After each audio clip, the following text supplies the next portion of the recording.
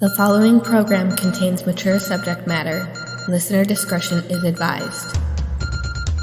You are listening to Zeitgeist Lab Collections from Itchy Grundle Podcast. In Collection 3, Brian and Alex metaphorically traveled north to Canada to investigate the Canadian content that seems to be pervasive everywhere. This is Episode 5. Someone Knows Something. Welcome to the Zeitgeist Lab Collections Podcast. I am your co-host, Alex. I'm your co-host, Brian. And this is Season 3, where we are talking about CanCon, Canada, the Great White North, America's hat, if you will. Brian, how are you this evening? I'm doing good. I wasn't lying before when you asked me off pod. Well, I mean, that's just like a standard response, right? Like, oh, how you doing? Good. Yeah. Like... So what, we're both eating, which normally we don't. We're not like pod eaters normally, but I see we're both eating. Yeah, this is my pre-pod sandwich. Okay, what kind of sandwich you have there? Salami and pepper jack. Oh, wow. Do you put like ketchup on it or mustard or mayo? Why? No. Why not? I just don't have any. So there's not even like mayo or Miracle Whip or something? It's just dry? Yeah. That sounds awful. Better than putting ketchup on it. Are you sure? At least ketchup adds moisture. Oh well. I'll survive. Oh, what do you have there? What? What is that? A microphone. Microphone? Looks more like is that a vape pen? Of course. Well, you bet on the pod before, right? Well, I mean, I just didn't know that you vaped. Yeah, you did. No, I didn't. I've had this for like the last 4 podcasts. I've had this all season. Okay, I'm gonna have to like go back and check the records, but I swear I have audio of you somewhere saying that you would never vape. I'm not going over this again. Why not? I had you again. You seemed genuinely surprised that I was asking what it was and didn't know what it was. I don't know. Is every pod going to start this way now? I don't know. Maybe. Let's start with a more traditional approach. Let's take a temperature check. What kind of temperature is that microphone they're giving you tonight? I don't know, man. I'm just high. You're just high? Now, earlier on our Twitter, you promised the listeners that you were going to be zooted. Mm-hmm. Are you? Sure. Okay. All right. Well, what do you want to talk about? I'll let you lead the dance here. I mean, we have news from the Grundle. We have that, yeah. Should we look at that? Yeah, let's just jump right into that. What are our fine Grundleites asking for this week? All right, let's see here. We have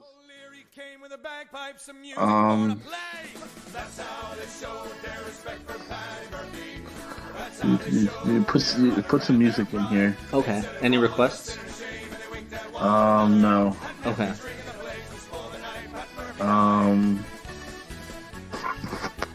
Well, from your tweet, we have Burrito_Max wants to. Yeah, that's a new person. That is a new person. Welcome to the Grundle Super Slow Core 50 at Burrito_Max. He wants to know, or he wants to hear us talk about the MediaFire Blogspot era of music downloading, which I could talk for a long time about. Oh, great. Because I have no idea what this means. I had to look it up earlier because I did want to come prepared. Normally I don't look at what people say when you put this out there, but if someone responds right to me, like I want to bring my preparation H to the Grundle. So what would you have to say about MediaFire/Blogspot? That was just the way to download music for like the longest time. I'm surprised you never heard of that. But yeah, that like there are blog spots like Sophie's Floorboard was a big one. Cut and Paste Your Face was a good one. It just had like entire discographies of bands from like the 80s and 90s and 2000s and from like current shit. Like that's how you found out about new bands as well as old bands.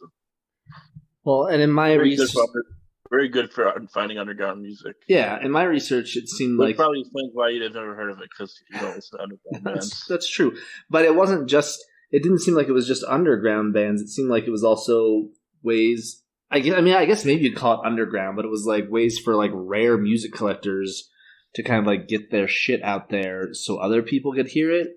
And it seemed like it was one thing about it was that it was under the radar enough that they like never got sued by like the RIAA or like record labels or shit like that, but they just kind of faded away after a few years. I couldn't really find a good reason why. The blogs would always encourage to buy the music if you could find it too. Okay. So this is like the blogs had to be like, this is for research purposes only, blah blah blah blah blah. Right. Yeah. Wink, wink. Support bands, etc. Yeah. Kind of like the way like the porno shops, say this is intended for tobacco use only. Oh, I don't know about that, but I'll take your word for it. So was this just like the replacement to like Napster and LimeWire and shit like that, or was this in addition to? Like again, by 2004, I wasn't really doing much file sharing anymore, or like anything like that. Pretty much from like 2004 until Spotify came along, I just didn't discover music at all. Oh. Like, you can still discover music on Spotify if you want to. I know, yeah, but what I'm saying is like from 2004, because like about that time is when I just kind of gave up on any of that stuff. And then once Spotify came along, I was like, oh shit, this is an easier way to discover music rather than going to like thepiratebay.org or LimeWire or whatever the fuck I was doing as a 13-year-old trying to illegally obtain music. Right. Yeah. No. That's yeah. Once Spotify came along, I stopped. That's when I hung up my downloader hat. Yeah. Were you a blogger? Like, did you have a blog back in the day of any sort? No, you weren't a blogger. Absolutely not. Okay. I had MySpace blogs. Oh well, of course, everyone had MySpace blogs. What a great platform to be emo. Okay, what's next from the Grundle? All right, hold on. Thank you, Burrito Max, for your inquiry.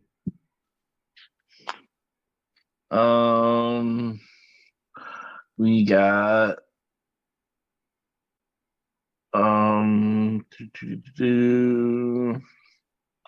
Althea wants us to talk about wants us to talk about her and how great she is. Okay. A former guest of the pod. Mm-hmm. Is a great guest and is a great musician. Yeah, Althea is great. Makes very interesting interpretations of songs. Yeah, I think what's great about Althea is she interprets songs in a way that you would not expect, but it's always surprisingly delightful. Yeah, very delightful. That's a good word to describe it. And much like her, she's delightful. Like our conversation with her was great, and she made me rethink that maybe season 6 of Community wasn't the worst thing to happen. I wouldn't go that far, but you don't think that season 6 of Community is the worst thing that happened? It's not as bad as 4 now. Right. But it's still pretty bad. Okay. You said candy corn bratwurst, which I'm not going to comment on. Okay, all right. So why won't you comment? I'm just I just want to know if you can tell me anything about it. It's absolutely disgusting, and I'm embarrassed. So you find it embarrassing? I think it's interesting that it's so popular. Like I'm very intrigued. Like I know you think that I'm like going to like rip on Madison or Wisconsin about this, but like I think it sounds like an intriguing idea that I desperately want to try. Yeah, another person who sent me the same article. You did. Said if they were a meat eater, they would try it, and I'm just really disgusted. Really? I mean, are you like one of those people that can appreciate the balance of salty and sweet? No. No, okay. Because like I find that like if I'm I having can, but no. okay, Not this time. not this time. Are you familiar with that? Is it a delicatessen or is it a butcher? Like, are you familiar with the place in the article? Jennifer Street Market. Yeah, I used to walk there out from the stoop Oh, okay, really? So you used to during live that era. within Yeah. walking distance of candy corn bratwurst. I once was. Yeah. Wow. Okay, I wonder if they'll do like a mail order, like if they could like freeze it and send it to me because I want to try it. I guess I could maybe make my own. I don't know how that would work though. That seems pretty challenging. I mean, I think if I just buy like a bratwurst and then because it's usually got like the casing or the skin or whatever you want to call it, I could make a little incision and slip some candy corns in there and then throw it on the grill.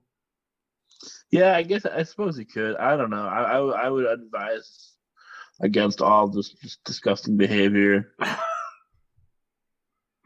Personally, I don't know. Taste is in the eye of the beholder. But I just want to go on record as saying this is I'm not calling out Madison or Wisconsin. I think this is an example of Wisconsin's ingenuity. no, it's not. It's gross. Okay. Look, hold on. While we're talking about Wisconsin, I saw, and again, it seems like you guys were more intrigued by this than I was, but was there like a new Target and the mayor showed up to talk to it? Is that like odd or like what was that about? Do we like the mayor of Madison? Was that Madison? No, they opened up a Target on State Street, and State Street's very anti-corporations. Oh, really? And State Street's a very unique place that doesn't have that is filled with like strictly mostly locally owned businesses, and then Target came in just to gentrify it, and people are mad. I bet. And so was the mayor there to like try to ease the tension? I don't know. Interesting. Well, I am a Target fan, but I'm also a fan of locally owned businesses. And if that's like a district that's more known for that, fuck Target for trying to hop in on that territory. Yeah, no, I love Target as much as the next guy, but this is bullshit. Gentrification.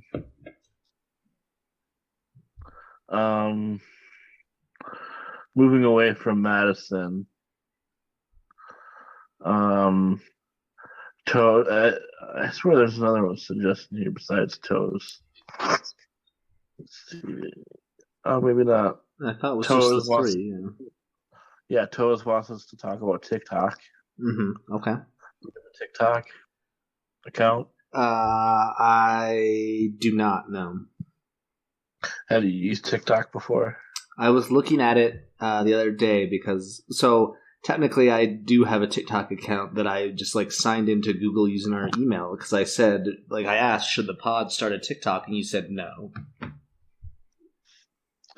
Yeah, TikTok's a very unique place. There is good to be found in TikTok, but you have to swim through a lot of shit to find the good stuff. Okay. Now I know you're on TikTok. You've mentioned it before. Do you actually post on TikTok, or do you just? No, I don't know how to use it. Oh, okay. I thought you had told me that you looked at Mr. Hunter DeBlanc's TikTok back in the day. I have. Yeah, no, I know how to use. I know how to watch people's TikTok. I don't know how to make them. Gotcha. I don't know how to post on there. Should we try one now? We could try making one.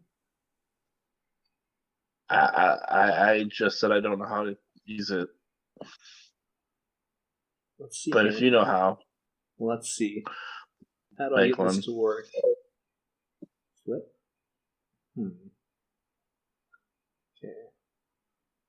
Okay, here we go.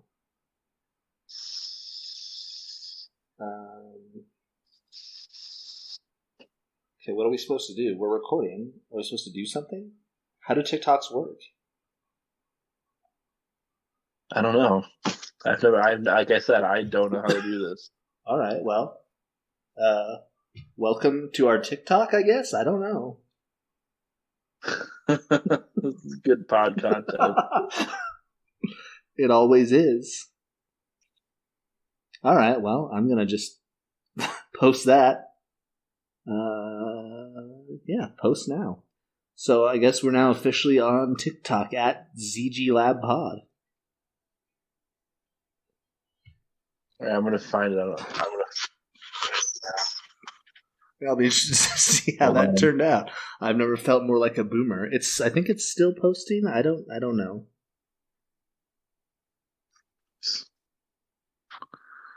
All right, ZG Lab Pod. Yeah, just like our Twitter. It says it's 92% of the way done posting. Oh, there we are. All right, I'll follow. Nice. Our first follower. Oh, I added music somehow.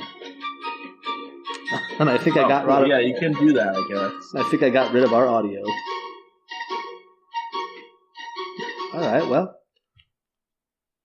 Now so it's just log in with our Google, so you can post, if you can figure out how to do it, Brian, feel free to boost our TikTok presence.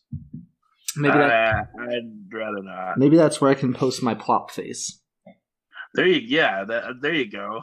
That's better than I think a live stream, I think. Yeah, absolutely. That is TikTok essentially. So, I mean, I wonder if Toes is on TikTok. Why does she want us to talk about TikTok? I don't know. Has it posted yet? I want to see it. I think it should be. I think I was just watching it after it was posted. Yeah, it says it's there.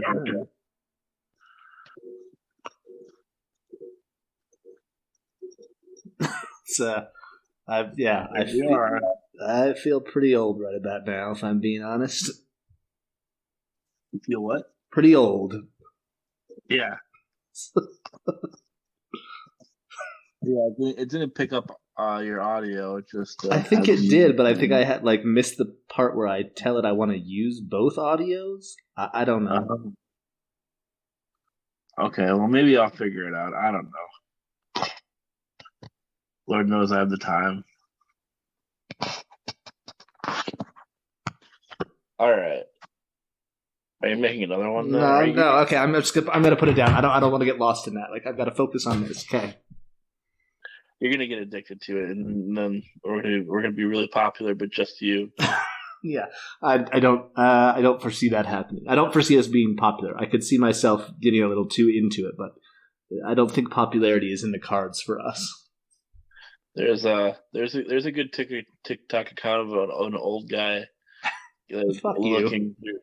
No, what? You're like, yeah, you could be good because you're old, like this old guy that's also on TikTok. That's not what I'm saying at all. Okay, all right, okay. I was trying to tell you about one of my favorite TikTok people to follow. Okay, who is it? It's an old guy that opens up baseball cards from the 90s and 80s. Oh, wow. And he just goes through them all. He tries to find the rookie cards of all the big players and shit. Were you a card collector? Yeah, he's a card collector. Yeah. No, what were you? What? No. I collected baseball cards in my youth, unfortunately. Oh yeah, I did too. But yeah, that's what I was asking. I assume you're not a collector anymore. If you are, that's fine. But if you are now, you're a nerd. That's true. Unless you have a good one that makes you rich. You can't get rich off cards now. Well, what if you had a Michael Jordan rookie card or something? It's still not enough to make you rich, I think. I have no idea. Yeah, that's a good TikTok to follow. There's some good shit on there. Well, I look forward to finding out. Yeah. We are TikTokers now. I guess so. So follow us on TikTok at ZGLabPod. While you're there, if you're going to be... learn all the dances. Yeah, if you're going to be on the World Wide Web anyway, you can also hop over to www.patreon.com/zzlabpod, where you can pay us $3 a month to get access to all our amazing lab experiments. We're going to do at least 2 this collection. We have not decided what they are yet. But we've got 11 other ones that are quite amazing. They range from amazing to spectacular. We discuss everything from Sum 41 all the way up to and including the superheroes of hardcore. International superheroes. International. Yes, how foolish of me to forget the fact that they are not just national. They're international. That means America, Canada, any other nations that may be out there. They may even go to the Vatican to do hardcore superheroing.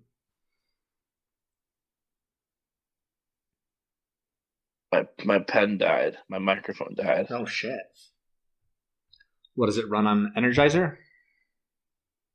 Wait, no, it's a battery. It's a battery died. Well, yeah. Is it like an energy or energizer? Is it like do you actually have to? You just charge it, or you have to like actually replace the battery? Oh no, I have to charge it. Oh, okay, gotcha. I don't know about all these newfangled electronics that you kids have these days. Yeah. Let's see here. Oh, I got a message from someone on Tinder. Oh, well, there you go. We'll read that later. Well, that's something to look forward to after we get done recording here. So, Brian, this is our first main episode recording sesh since this season started actually dropping for our grundle of listeners. How are we feeling so far about CanCon season? I'm feeling pretty good about it. How are you feeling about it? I'm feeling really good, actually. It's I wasn't sure what to expect. I don't think we're staying on topic at all, but I'm okay with that because I've genuinely enjoyed our guests that we've gotten to talk to so far, some of which our listeners haven't heard yet, and I've enjoyed the conversations. I guess I can talk about it now since it's after what happened. But last night I was editing back the Plop season episode, and it's pretty insane. So I'm kind of happy with where we're at so far on this season. I forgot about the Plop season episode. Yeah, that was, for those who may not remember, that was our Strange Brew episode. And if I counted correctly, we only talked about the actual movie for maybe less than 10 minutes out of a 45-minute spot that came before the guest. So it was mainly a conversation about poop, and I'm fine with that. Did we have a guest on that one? Yeah, Buttermuffin. Mm-hmm. Oh, that's the Buttermuffin. That's okay. That's going to be a wild episode. That will be a wild one. So I'm looking forward to editing that one and seeing how that turns out. But everyone listening right now already knows that it turned out amazing. Yeah, of course, just like all the other episodes. Exactly. No, the guests have been really strong this season. The guest spots have been a highlight.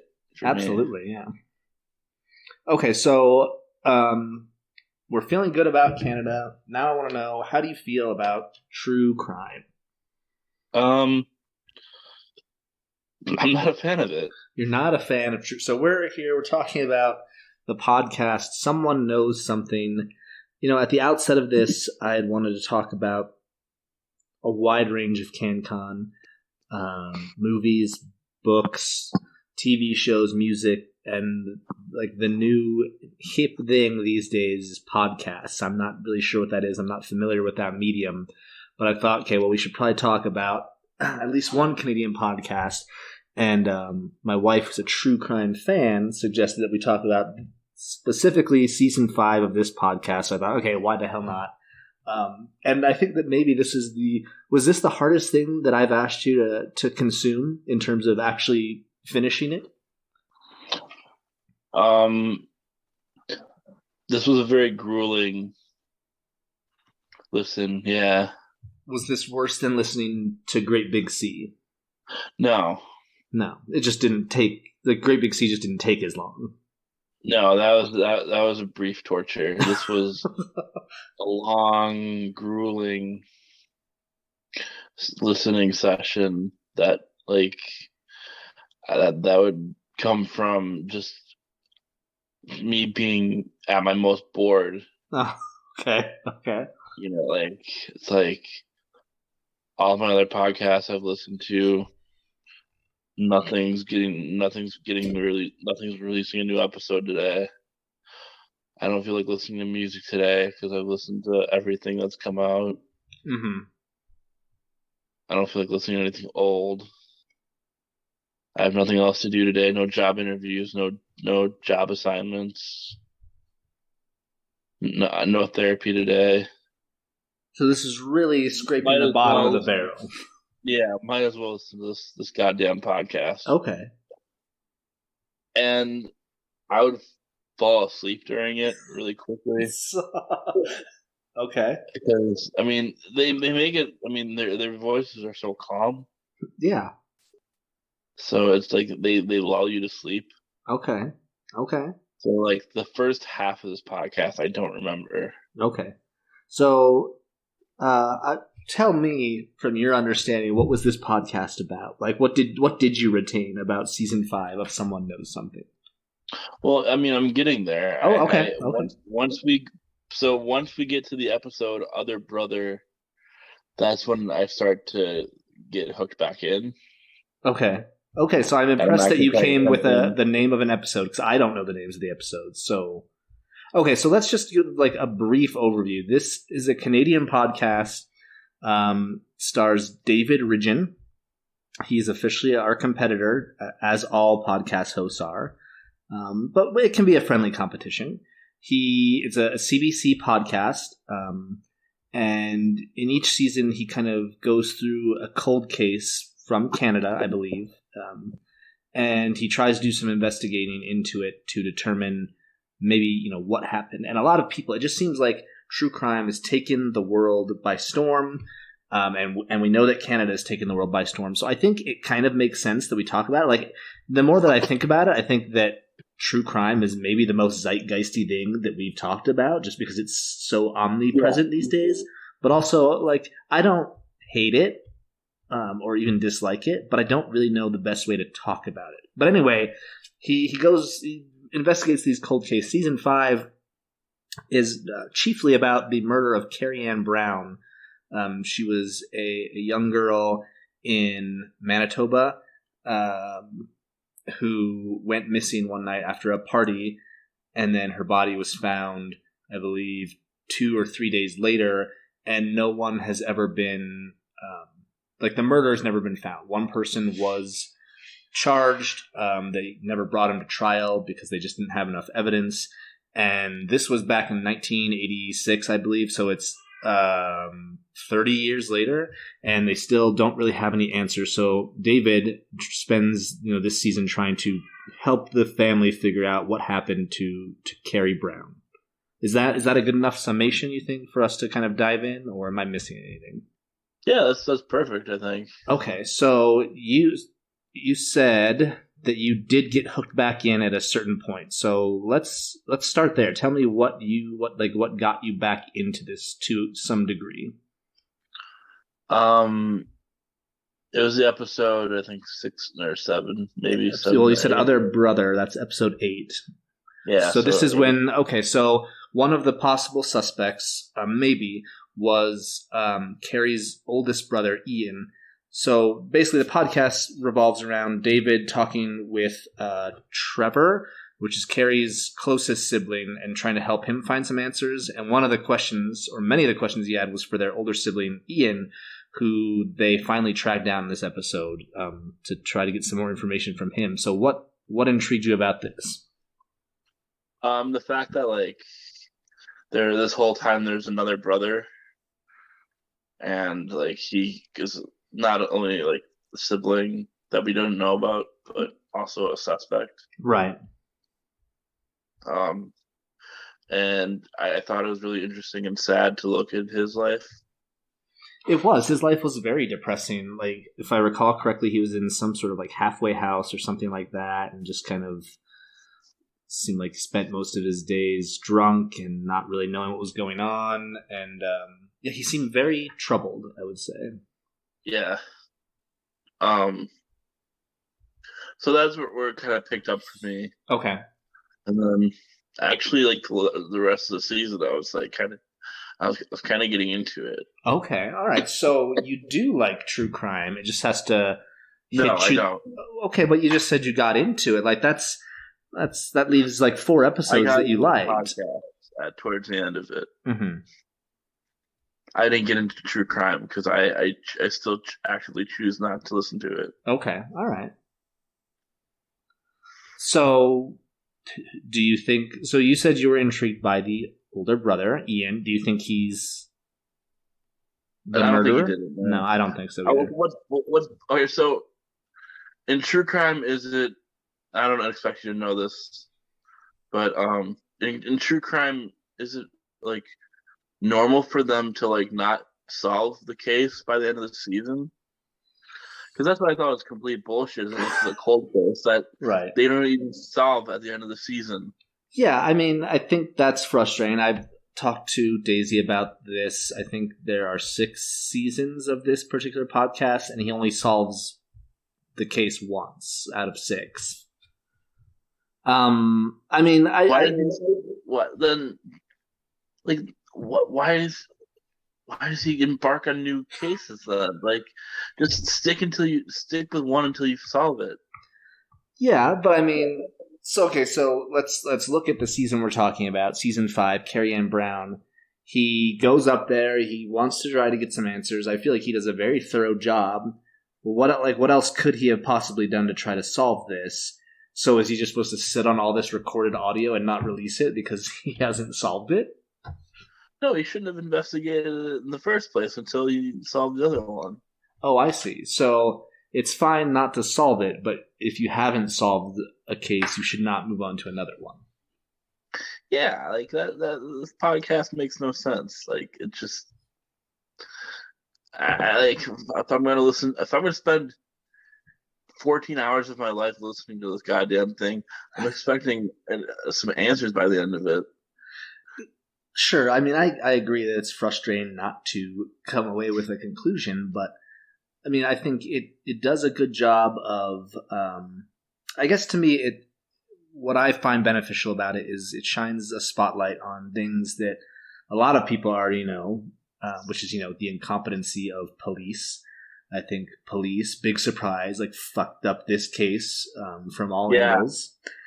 Right from the crime scene up into like the present day, where they won't give the autopsy report to Trevor on Carrie Ann Brown, even though they had it in the past. They just lost it.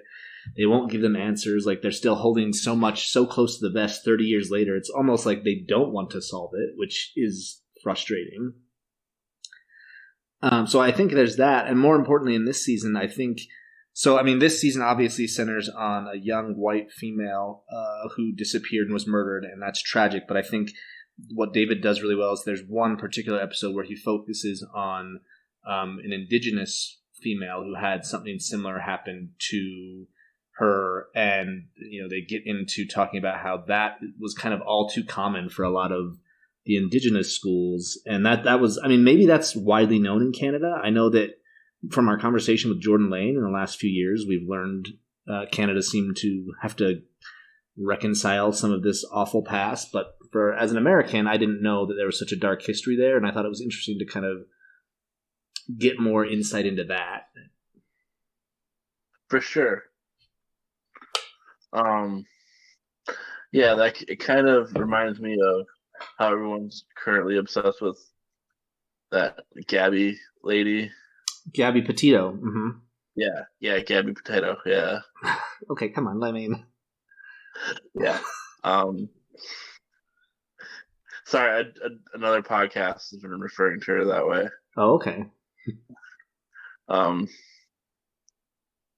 So yeah, it reminds me of that, like how everyone was obsessed with her case, but no one's obsessing over like the indigenous women that have been disappearing in America. Right.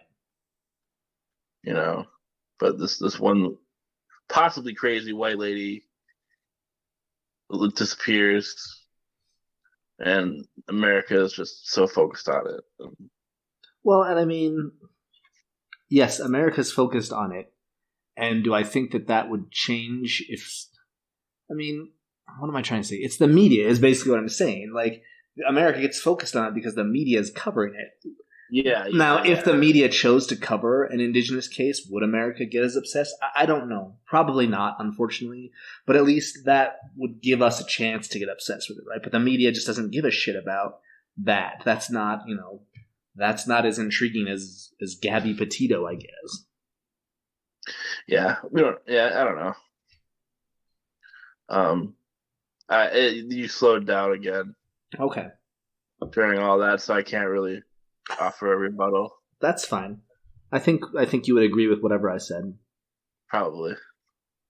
We're usually on the same page on all sorts of political issues. Like, we don't disagree. Always. Mm-hmm. We have the same exact beliefs.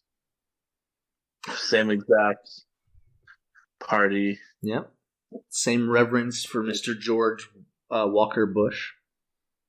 Yeah, same reverence for his time in office. Yeah, definitely. So, true crime. Had you explored true crime before this at all?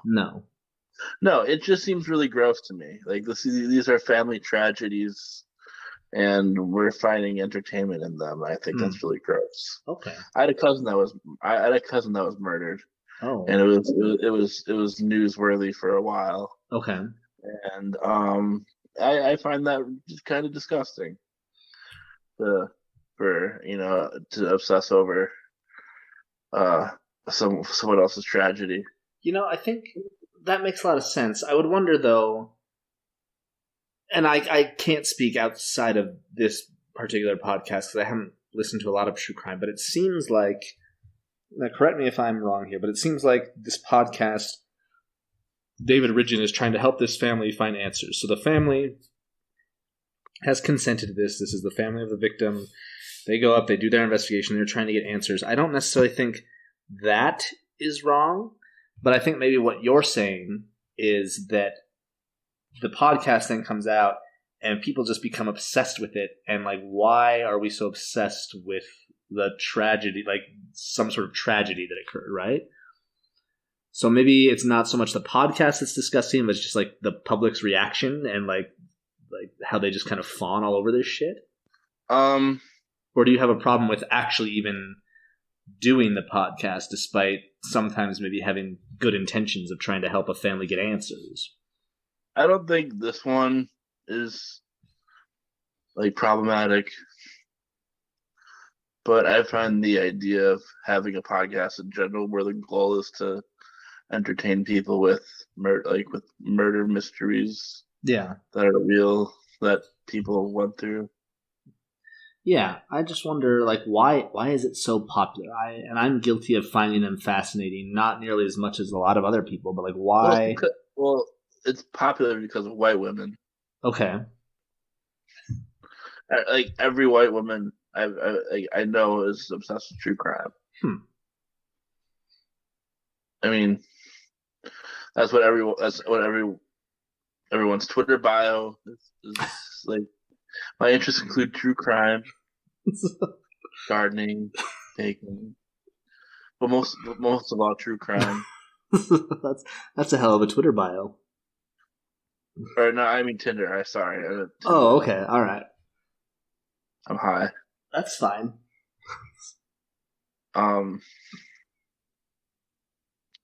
Yeah, I don't know. White Claw and true crime. That's what every generic white girl likes. White Claw and true crime.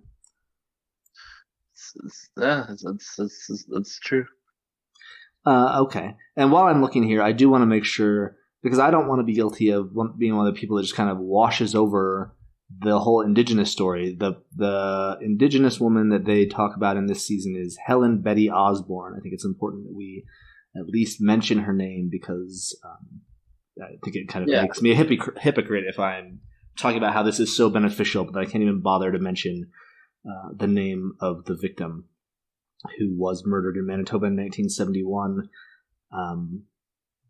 Fortunately, with that one, a perpetrator was found and brought to justice, but that's increasingly rare, especially when you get into the indigenous population. Right. So who do you think murdered Carrie Ann Brown then? Like at the end of this, if he didn't solve it, do you have an opinion on who did? Do you think it's the one guy they arrested that they just never brought to trial? Patrick Sumner? No, I don't know. I don't know if it's Sumner. No, I don't know. It's kind of eerie thinking about it. Yeah. I just never... Yeah, I don't understand how... I get mad. I've been very mad at a lot of people in my life. I've never once thought I'm going to murder this person. Like, I just don't get how anyone gets to that point. No. Yeah, I haven't either.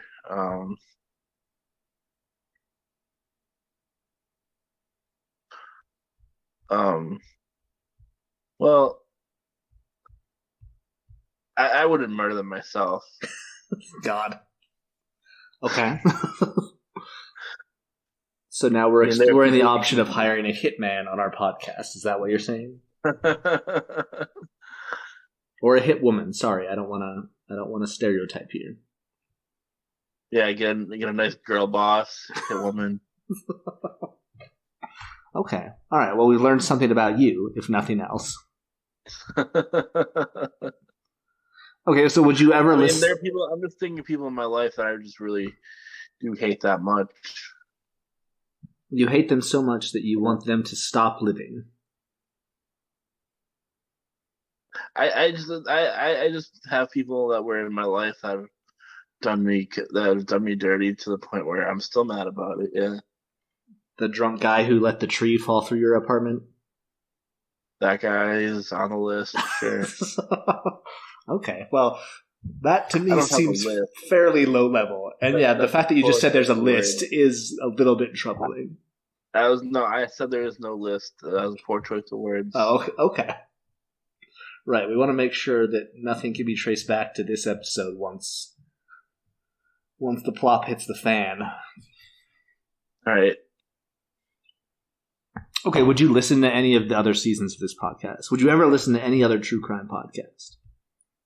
No. So then in that way, this is great because now you can say you've done it. It's from Canada, and now you never have to do it again, right? Yeah, that's true. And you got through all... I'm going to be honest here. I didn't know if you were going to make it through all of the episodes by the time we got to the end of this collection. Oh, you didn't think I would... You thought I would just... I didn't know what was going to happen because this was I wanted to do this episode first because it's honestly of the 15 things we're going to be talking about, this is the one I was least excited about, and I thought we might as well just like get it out of the way at the beginning, just to get it out of the way. And every time we talked about it, like, yeah, I haven't made it through. I don't know when I'm going to finish. It's just so long. And I was like, I wonder if he's actually going to get through it before we record 14 other episodes. So the fact that we got here by episode 5, I'm proud of you. Oh, thanks. Yeah, I mean, like I said, I did take interest in it once it kind of picked up with the other brother episode. Right. So, I did get invested in it. I did care about who murdered this woman. I really wanted to find out who did it. I didn't think they were going to tell me. So now that you've listened to this podcast and we've started dropping episodes from this season, do you appreciate that I've just ripped off the intro from Someone Knows Something for our own podcast for this season? Did you catch that at all? Oh, that's what that's an homage to? Yeah, yeah. I didn't know that. Well, there you go.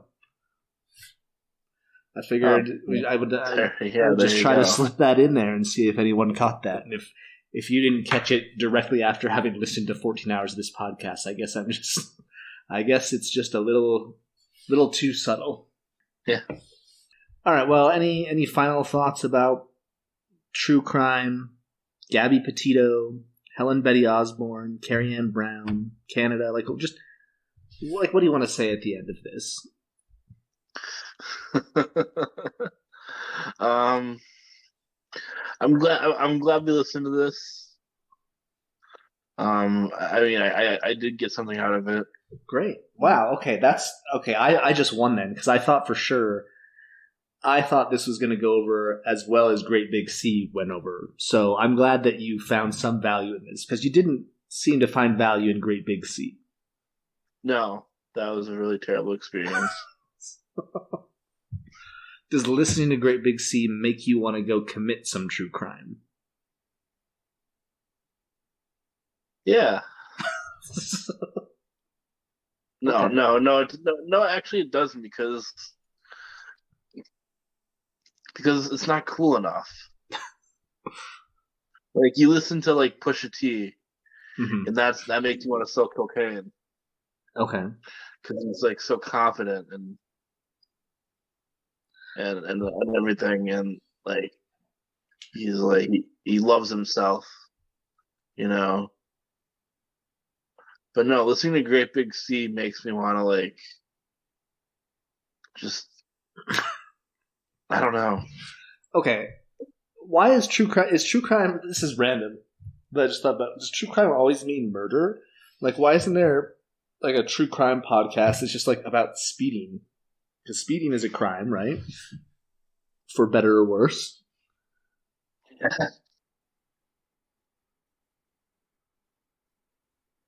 Yeah, why isn't there?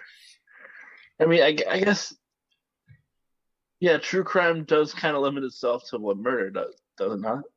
Seems like maybe there's like Is that what most true crime podcasts are? And murder investigations? Maybe not there's like, also like human trafficking and drug trafficking, which usually involves murder at some point. Yeah. Yeah, I mean, like drug. I mean, I guess I don't know. I'm too high to investigate this. Maybe on the pod. Maybe season 5 will do true crime, but it'll all be like mundane crime. Like we'll just find small town traffic citations, and we'll investigate them really deeply. Right, or like bail jumping, or yeah, exactly. Meaningless crap, like jaywalking. Jaywalking, yeah, exactly. Yeah, that's a good idea. I'm trying to look here. When does this episode drop? You know what? We have not talked about because we are so ahead of the curve on recording. Sorry, what was that?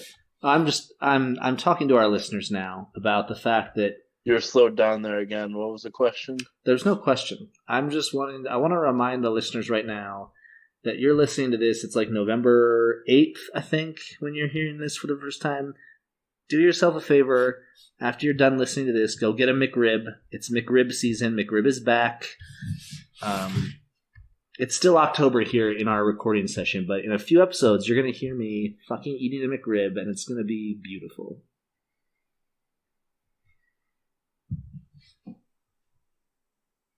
Yeah, we should get McRibs for the pod sometime. Yeah, I definitely want to do that. I want to get the full. Do you remember maybe 6 months ago we argued about what the Zeitgeist Lab meal would be at McDonald's? Whatever I suggested, I want to get one of those and consume it while we record. I think I've lost you again. Okay. Are you still there? Uh-oh. Are you there? Did you? Yeah, I'm still there. Okay. I don't know what you heard or what you didn't hear. Oh, you said something about whatever we wanted, like the Zeitgeist meal to be. Yeah. Mm-hmm. You're going to eat that on the pod? Yeah, it's got to be like 3,000 calories. All right, well, my internet fucking blows tonight, I guess. Is there anything else you want to say, Brian, before we wrap this up? I got nothing. All right. Yeah, your internet's really messy. Okay, well, God bless George W. Bush. Recording stop. You need a big kick in the ass. Quit slacking. Not the way I would have done it, but you're not as good as me. Welcome to the Zeitgeist Lab Collections podcast. Twitter personality Daisy will do. Daisy, how are you this evening? I'm great. My husband made me be on a podcast. Okay, so you're doing this because your husband made you. Yeah, his name's Toozy. His name's Toozy, okay. Okay, so I see here that it says you're in Utah. So how are things in Utah on this fine October evening? It's like fall out there. It's like fall out there. Okay. You always do your icebreakers as how's the weather? I didn't ask how's the weather. I just like what's going on in Utah. You don't have to. You're the one that chose to make it about weather. No, he always does it like this. He always does that. Yeah. It's always the weather. I don't ever ask about the weather. I just ask what's going on in your neck of the woods, like Al Roker does when he talks about the weather. Again, yeah. Yeah. It was like 60 today. Very nice weather. Wow, that sounds really nice. I wish I could be enjoying that type of weather where I'm at. So, I guess, all right, well, obviously the gig is up, as everyone probably knows who's listening. Daisy is indeed my wife, and I'm sure a lot of people are thinking, oh, Alex was roped into having his wife on the podcast because she wants to promote herself or something, but I assure you, and Daisy can confirm, she absolutely wants no part in being here. Is that correct? That is correct. I literally feel like stressed inside my stomach for having to do this. So, this is the darkest timeline. Okay, perfect season 2 reference. Thank you. Appreciate that. Why is this causing you stress? Because no part of me wants to be recorded, and I will literally never listen to this. And That's if someone fine. tries to make me listen to it, it will not go well. So, Okay, that's fine. if you listen to this, don't you dare mention that you listen to it. Don't mention my name. Don't be like, I love listening to that, because we will be done. All right, so for our listeners, if you're listening, you can make sure to hit up Daisy on Twitter at DaisyLDo to let her know how much you enjoyed this guest spot. But yeah, I've pretty much demanded that you be on here because from a social media perspective, you are one of the biggest guests we've ever had, second only probably to Mr. Sam Sutherland. So I'm hoping that you being on our pod brings in massive numbers. Unfortunately, we're not talking about parenting.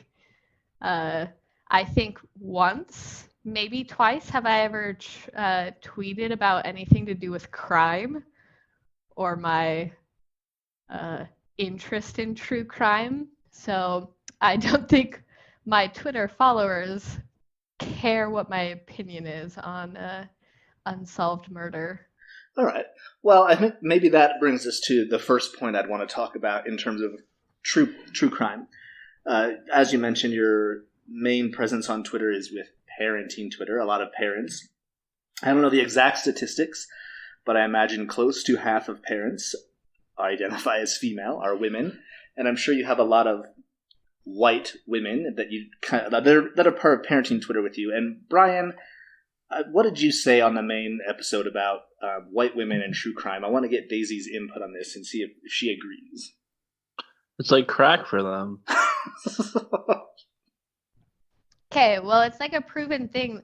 Like when you're driving down the road and you stare at the car accident on the side of the road. Everybody does it. But it's kind of like that with true crime, is like you're looking at the disaster that you're not part of. For some reason, it's exhilarating. And I think for white women in particular, is women in general are like a higher ratio of to be the victim of a crime. Right. I think part of it is like a false sense of control. If I continue to listen to true crime, perhaps I will be able to protect myself from it. Literally listen to every case out there. So now I know the warning signs. I know the ways to run away. I know what not to do. So what's the number one way you could survive if you found yourself face to face with a murderer? Well, I literally go running multiple times a week. So right. Mm-hmm. You run away. You run away, right. But you don't, like, a lot of women carry, I mean, I think the colloquial term is like a rape whistle, right? Although you could use it in any instance. You don't carry one of those. So does that just mean you're overly confident maybe in your running ability or your ability to kick someone's ass, or? Probably both, but it's completely unwarranted. I've never hit anybody, but I like to think I'd be very good at it. You think you'd be very good at hitting people? I would, yeah. Nice. Okay. So Brian is currently single, so he is on a lot of websites such as Tinder. And Brian, I think you said that pretty much all women you come across on Tinder mention true crime in their bio. I can verify that, one, Daisy is not on Twitter, on Tinder, but two, on Twitter, her bio does not mention true crime. So, Daisy, why do so many women have to put out there that they like true crime? Like, why do so many people make that a part of their identity? Maybe because it's something to talk about. Something to talk about? Well, it's like if you're trying to date, you want to have an easy go-to, something to talk about, right? To make a conversation. You're like, hey, yeah, do you like murder? It's just an easy, I don't know, it's an easy conversation of something to talk about. Whereas if you're like, you know what I really love is sitting down and watching TV. So is saying that you like true crime, is that like the millennial version of I like long walks on the beach or whatever? Is that what our society has come to? Well, that comparison makes it sound like you might like to go do true crime together. I mean, that's a possibility, right? I think that's more on like the dark web. That's a thing? Mm-hmm. Yeah. Now, what do you know about the dark web? Could you explain to our listeners something about the dark web? Yeah. You go on the dark web and you're like, hey, bro, want to murder? And the other guy's like, yeah, man. And then they turn into a killing spree. And then years later, it's like, oh, my God, they met on the dark web. Okay. All right. So you have a vast knowledge of how the dark web works. Yeah. Or it's like, can I buy a crack rock? You're like, yeah, bro, come to my house. Right. And Brian, I assume that's where you buy all your drugs is on the dark web, correct? Yeah, all of the drugs that I do are purchased off the dark web. Yeah. It's like the normal web, but it's in dark mode. Like dark mode. Oh, is that all it is? Oh, okay. Yeah. That explains a lot, actually. Because you can't, like, if you were in day mode, it would just call attention to like what you were doing. So if someone was looking over your shoulder, they'd see it. Oh, okay. And it's bad for your eyes. Okay. So the dark web is it's a convenience thing. It's not like a protection thing. It's just protecting your eyes. Okay, I think that makes sense. And the bad people go there. The bad people go there, right. Okay. All right, so because we live together, I saw you earlier today doing what I will describe as fervent research about this podcast that we're here to talk about, which is Someone Knows Something, specifically Season 5. So I had said close to a year ago now, hey, I've got this guy. His name's Brian, but people call him the Fentuzler. He said we'll do this Drive Through Records podcast, but like he doesn't just want to talk about that, so we're going to do different seasons. I'm thinking maybe for the next one that I'll get a pick, I'll do CanCon. That's how long I've been thinking about this. And you said, okay, if you're going to do that, you've got to do this podcast. Someone Knows Something. So why? There's lots of Canadian podcasts. I'm sure there are other Canadian true crime podcasts. Why are we doing this at your suggestion? Like, why is this your go-to? So the reason I like Someone Knows Something is largely due to the host and the way he tells the story, and I guess the human touch he puts on the stories. Because I think a large part with all of the seasons he does. So the reason I had to research is because since I made that suggestion to you, I have not listened to the podcast. Okay. So I not remember any of the smaller details of the case or anything like that. But I have listened to all of the other seasons of Someone Knows Something, and the host, David Ridgens, does a good job at connecting with the family and friends that surround the case. Mm-hmm. And I think that's what takes it from just being like, these are case files, to this is something that happened to this family and to this town, and shows like the greater impact that something like this has on a family. So even with this case, like the dad and the brother have clearly had a very tough time in the decades past after this case. And I think if you didn't have a host that could address that, then it would just be, here's one of your top unsolved cases in Canada. Right. But instead he presents it in a way that makes it more impactful of like, why should we care about this, and what are the impacts of unsolved crimes? Okay. And so from your standpoint, from listening to the podcast, why should we care about this outside of the obvious? Like, anytime someone's murdered, it's tragic, right? Beyond the obvious of that, why should we care about this case, and what is the impact of this crime going unsolved? So I think any unsolved case is oftentimes unsolved because of the way the case was handled. Mm-hmm. In this case in particular, I feel like had possibly a lot of mishandling in the case and the way it was investigated, the tunnel vision that the investigators had, that I think led them to overlook a lot of really important details. But then also just the overlap in that same community of high crime. I think I want to mention as well, even though the victim was a white teenager, he does set aside an episode for a crime against an indigenous woman as well, which I think is important to recall, that the greater problem of unsolved crimes is against minorities.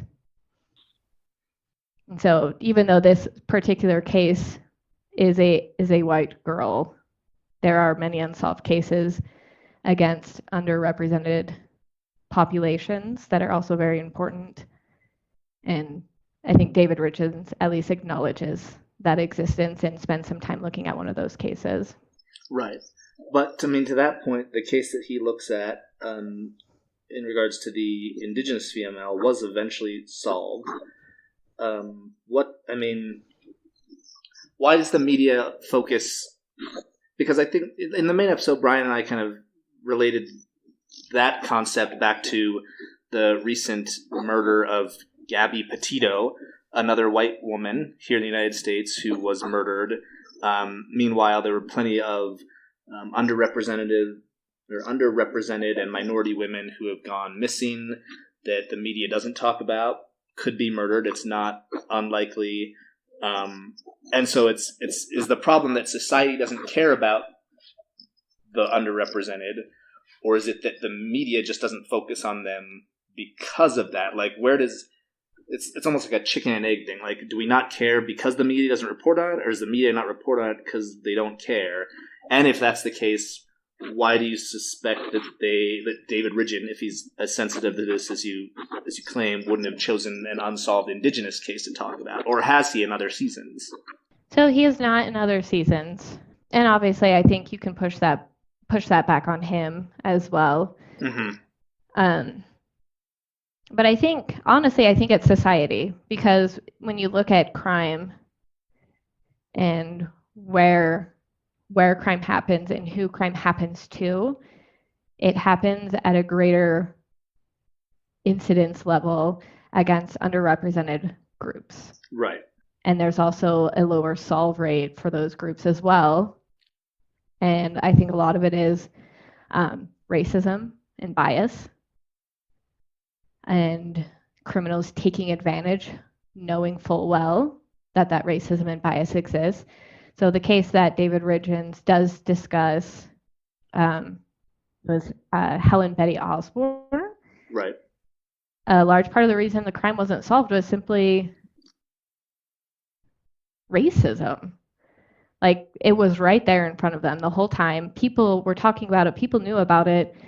But I think white people have the privilege of being like, well, that is separate from my life, and try to victim blame. Right.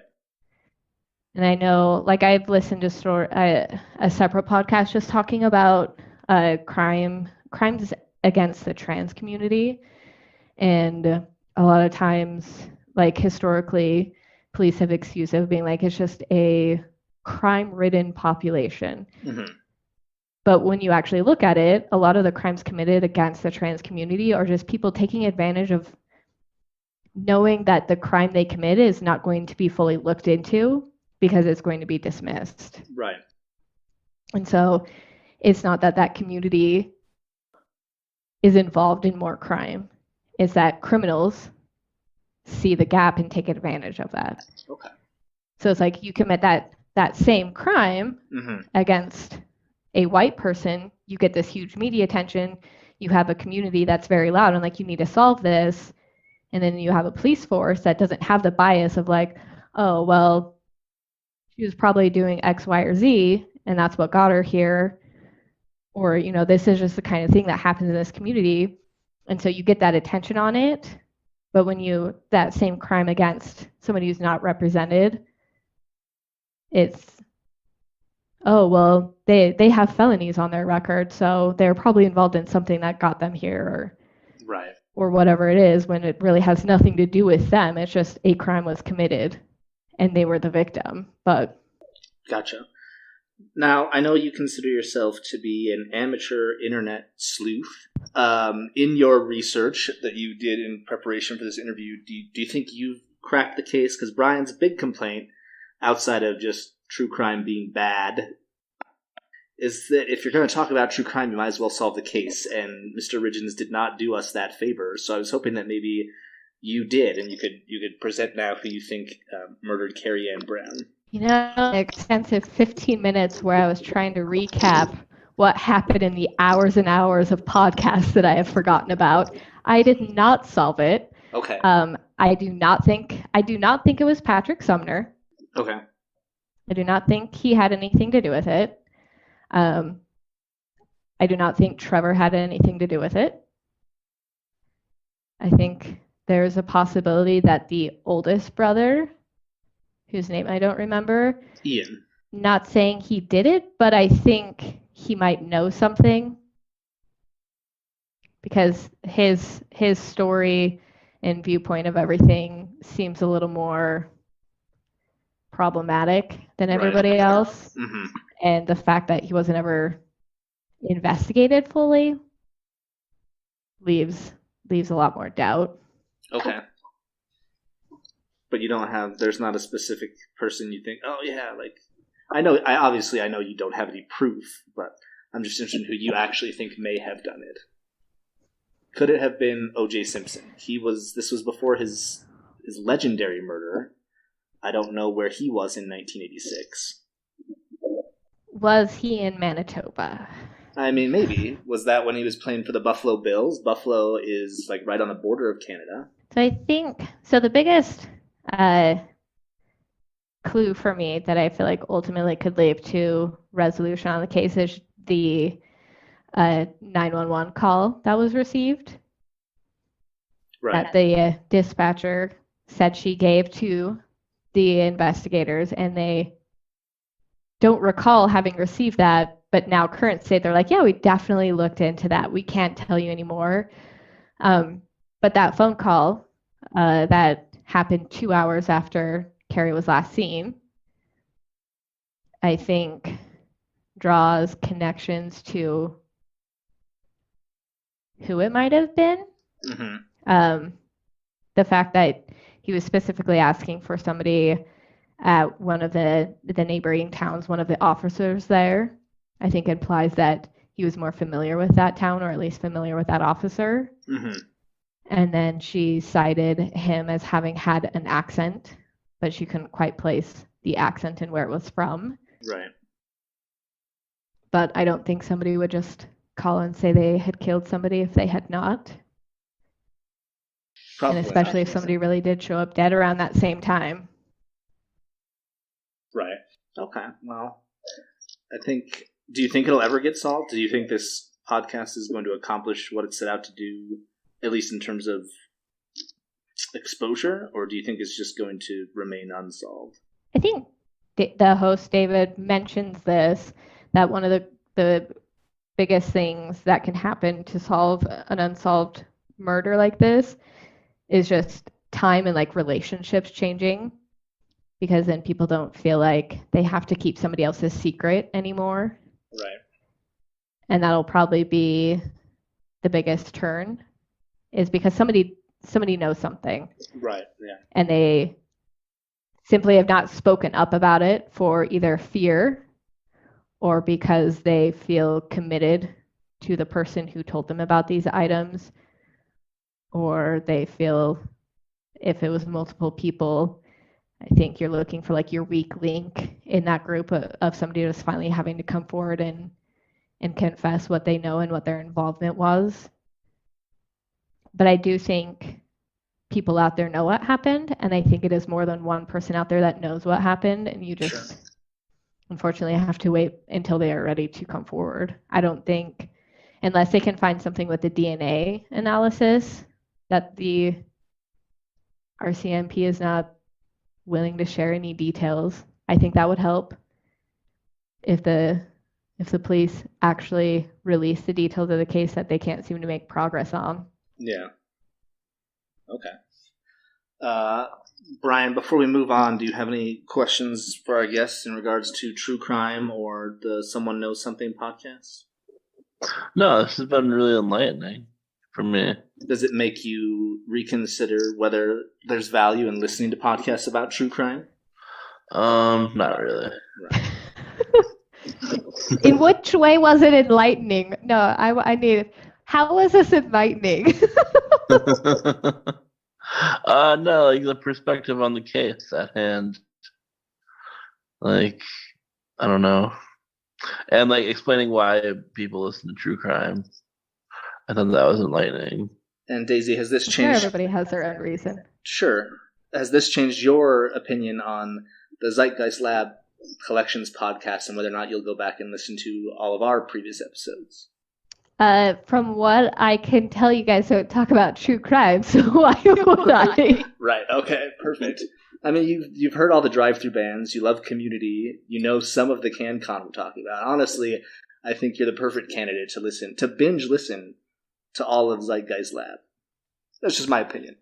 Look, I know I've mentioned this, but I will put it out there for your ones of tens of listeners. I'll edit that to say hundreds, but that's fine. Yes, your hundreds of listeners. Exactly, yep. Perfect, that's all I needed. If I was interested in the things that you were talking about, maybe I would have been more willing to talk to you guys about things. Oh, I see. Again, you're a big Community fan, so I'm really not following the logic here. I don't talk about Community. What I do is I use Community GIFs. Okay. You know, it's like it's one of my go-tos for effective communication in the workplace. On which you could write a seminar. Yes. Obviously, Schitt's Creek, Community, and SpongeBob are the cornerstones to being successful. And it will really make your peers and your coworkers and your boss will all just really respect and value the way you express yourself. All right, well, if you go any further, we're going to have to put this behind the Patreon paywall because we don't just want to give away these tips for free.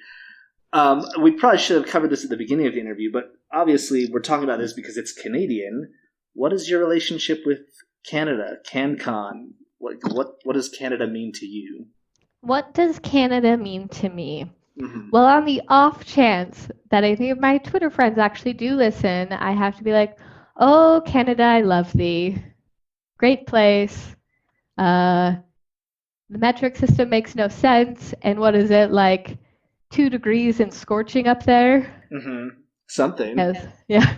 Oh, boy, it must be hot at 2 degrees. So are you saying that you have a large swath of Canadian Twitter friends? Sure. Large swath. I have many, many friends. Many of them are Canadians. They're all on the computer. They're all on the computer. And they're all going to listen to this. And they're all going to listen to this.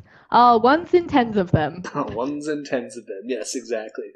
But what is Canadian content has had to have some impact on your life beyond Someone Knows Something? Yeah, it's like that ever-present thing when you didn't realize that our neighbors up north produce so much shit.